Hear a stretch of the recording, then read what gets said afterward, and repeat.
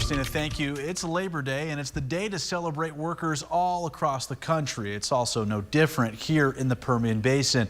Jason Freund is live tonight in Odessa, where one organization did their part in honoring workers. And Jason, what do they have to say out there today? Well, Alex, a consistent talking point that was at the event held at the Lawndale Community Center you see right behind me was that everyone in the Permian Basin will always stand behind the men and women that represent the workforce, not only here in the county, but also all across the country.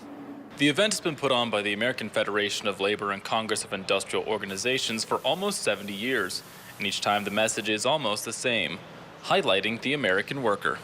What we're talking about mostly is American workers, and we're going to be honoring and trying to lift up the American worker. There's 155 Americans in the workforce.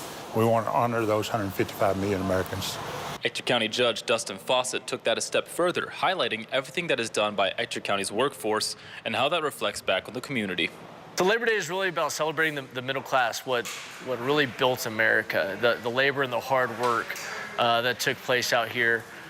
Throughout the United States, and then especially here in the Permian Basin, I really think that it's important to reflect on the hard work that we do, and especially in Ector County and servicing the entire oil and gas industry. We are the clock. We're the clockwork that keeps the clock ticking. For ECISD Superintendent Scott Murray, he sees Labor Day as a way to stop and think about how the American workforce keeps the country going.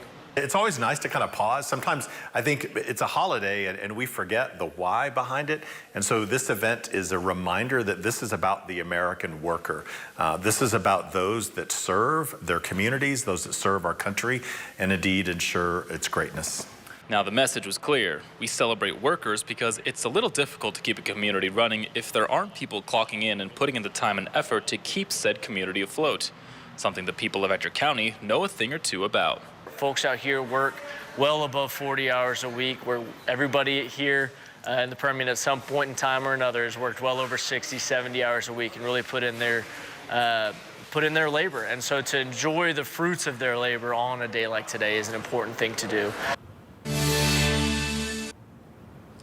Alex, another perspective that was talked about a lot here at this event was workers' rights. Now, workers have achieved quite a bit over the past years. They've got better benefits, better pay, and they've been working better hours. However, one of the main focal points that was talked about and something that AFL-CIO wants to accomplish is to have better job security for workers in the future. Back to you, Alex.